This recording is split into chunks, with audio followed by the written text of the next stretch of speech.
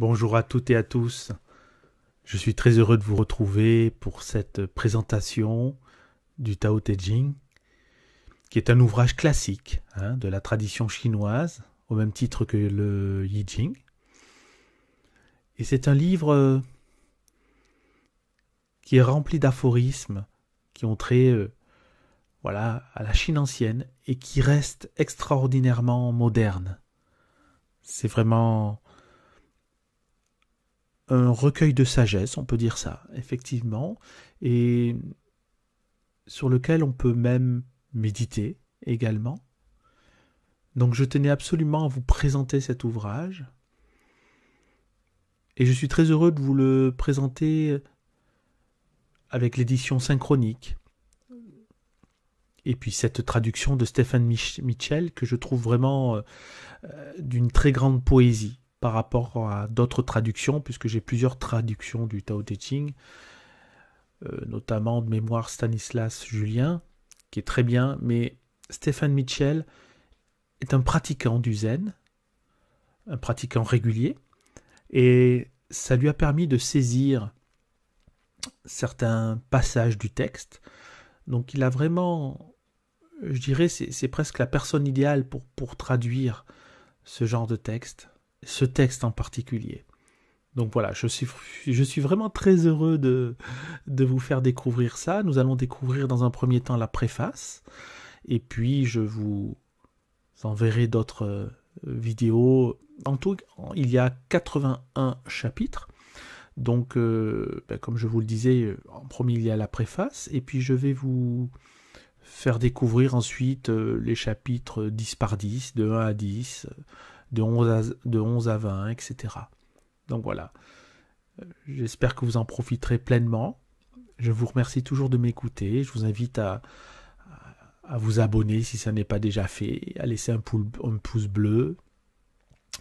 Et puis voilà, surtout n'hésitez pas à me laisser des commentaires également pour me dire un petit peu ce que vous pensez de tout ça, ce que vous préférez. Vous voyez, j'essaye différentes formules.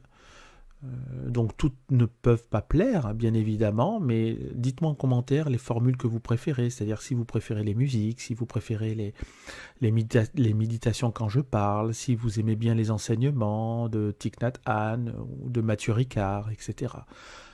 Voilà, ça me permet également d'avancer avec cette chaîne qui débute, mais pour laquelle j'ai vraiment envie d'aller loin avec vous. En tout cas, je vous remercie. Et puis écoutez, ça débute comme d'habitude après l'introduction. À tout de suite.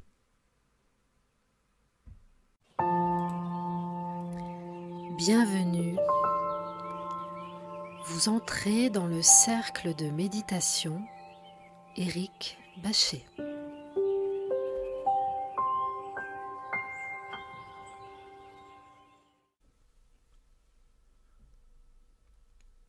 Lao Tse, Tao Te Ching, traduit par Stephen Mitchell. 4e de couverture. Le Tao Te Ching, le livre de la voie et de la vertu, écrit au VIe siècle avant Jésus-Christ par Lao Tse, est un classique de la sagesse chinoise. L'ouvrage fondateur du taoïsme. C'est un guide intemporel et indispensable à l'art de vivre. Stephen Mitchell nous en offre une nouvelle traduction radicalement moderne, accessible et poétique, qui s'est imposée comme une référence. Les calligraphies de Ouyang Zhaojia, réalisées spécialement pour cet ouvrage, donnent encore plus de sens et de beauté au texte. L'esprit de Lao Tse prend forme dans le geste du calligraphe. Synchronique édition.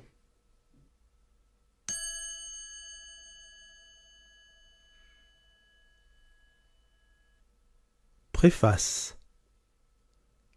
Le Tao Te Ching peut être traduit par le livre de l'immanence de la voix ou le livre de la voix et comment elle se manifeste dans le monde, ou simplement le livre de la voix. Puisqu'il est déjà bien connu sous son titre chinois, je l'ai gardé ainsi. À propos de Lao Tse, son auteur, il n'y a quasiment rien à dire.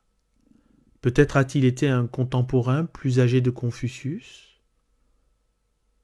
Et a-t-il occupé un poste d'archiviste dans l'un des royaumes mineurs de l'époque? Mais toutes les informations qui sont parvenues jusqu'à nous sont peu fiables. Même la signification de son nom est incertaine, les interprétations les plus communes étant le vieux maître, ou de façon plus imagée, le vieil enfant. Comme un chasseur agile, il n'a pas laissé de traces.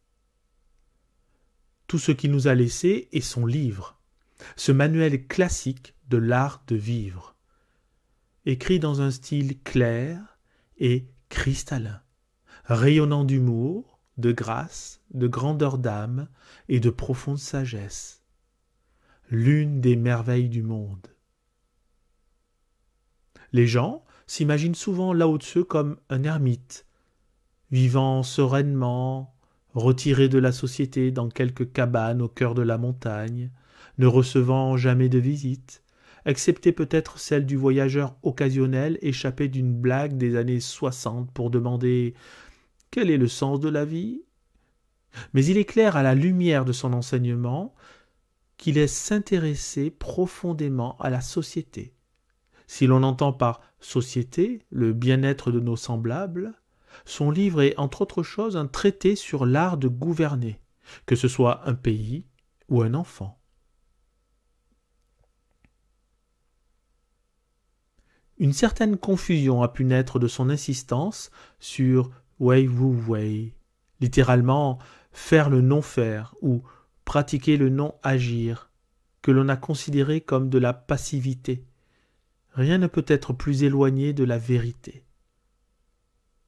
Un athlète habile peut entrer dans un état de conscience physique, dans lequel le bon coup ou le bon mouvement survient de lui-même, sans aucune interférence avec la volonté consciente. C'est un paradigme pour la non-action, la forme d'action la plus pure et la plus efficace. Le jeu joue le jeu.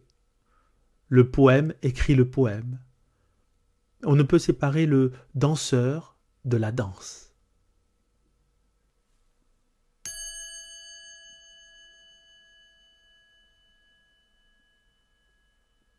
De moins en moins as-tu besoin de forcer les choses, jusqu'à ce que, finalement, tu parviennes à la non-action.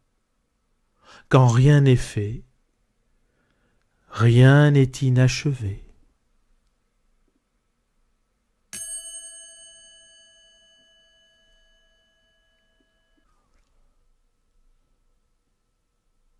Rien n'est fait, car celui qui agit a complètement disparu dans ce qui est fait. Le combustible s'est totalement transformé en flamme. Ce rien est en fait le tout. Cela arrive lorsque nous faisons confiance à l'intelligence de l'univers, de la même manière qu'un athlète ou un danseur fait confiance à l'intelligence supérieure du corps. D'où l'accent mis par Lao Tse sur la douceur. La douceur est ici l'opposé de la rigidité. Elle est synonyme de souplesse, d'adaptabilité et d'endurance. Tous ceux qui ont vu un maître de tai chi ou d'aïkido pratiquer le non-agir savent combien cette douceur est puissante. La figure centrale de Lao Tse est un homme ou une femme dont la vie est en parfaite harmonie avec la réalité telle qu'elle est. Ce n'est pas un concept, c'est un fait, je l'ai vu. Le maître a maîtrisé la nature, non pas au sens de la dominer, mais en devenant un avec elle. En s'abandonnant au Tao, en se détachant de tout concept, jugement ou désir, son esprit est devenu naturellement compatissant. Il trouve, au plus profond de sa propre expérience, les vérités fondamentales de l'art de vivre, qui ne sont paradoxales qu'en surface. Plus nous sommes vraiment solitaires, plus nous pouvons être compatissants. Plus nous lâchons prise sur ce que nous aimons, plus notre amour devient présent. plus claire est notre vision intime de ce qui est au-delà du bien et du mal, plus nous pouvons incarner le bien, jusqu'à ce que, finalement, il soit capable de dire en toute humilité « Je suis le Tao, la vérité, la vie ».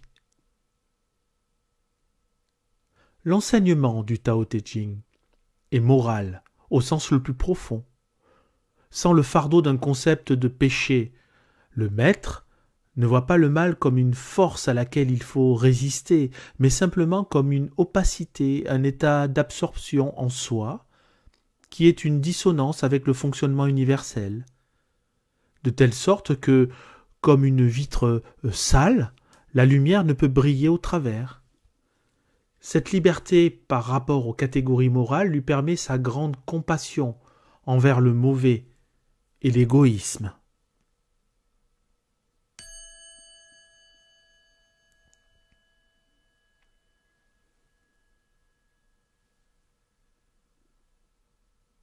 Ainsi le maître est disponible pour tous et ne rejette personne. Il est prêt à tirer parti de toutes les situations et ne gâche rien. Cela s'appelle incarner la lumière. Qu'est-ce qu'un homme bon, sinon un exemple pour l'homme mauvais? Qu'est-ce qu'un homme mauvais, sinon une opportunité pour l'homme bon? Si tu ne comprends pas cela, tu te perdras. Aussi intelligent sois-tu. C'est le grand secret.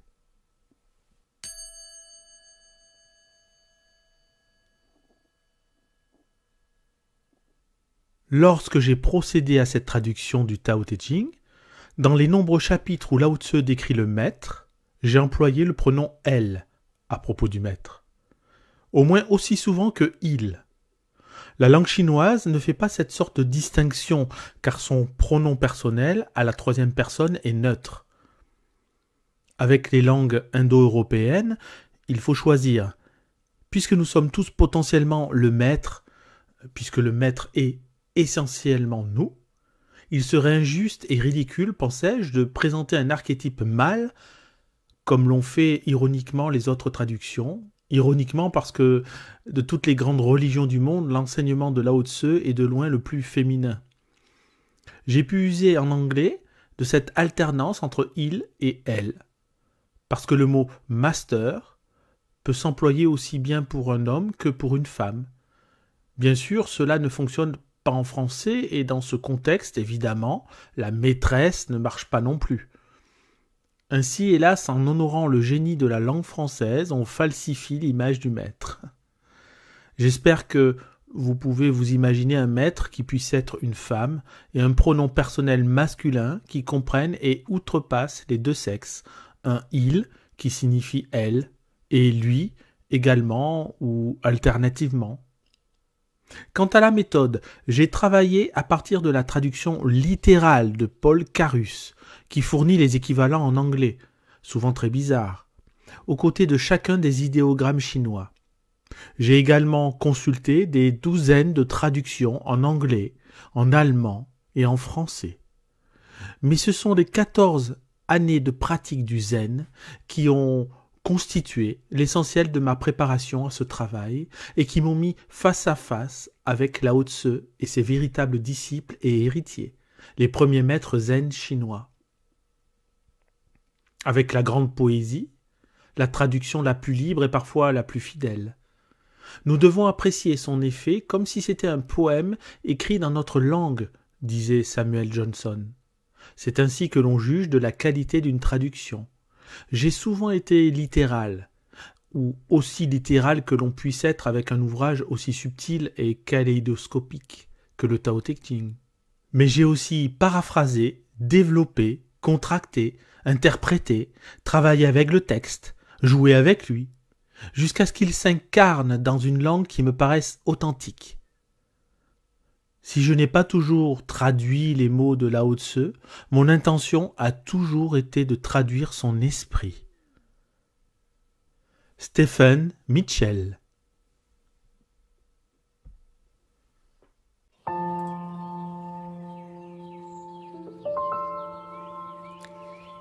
À présent,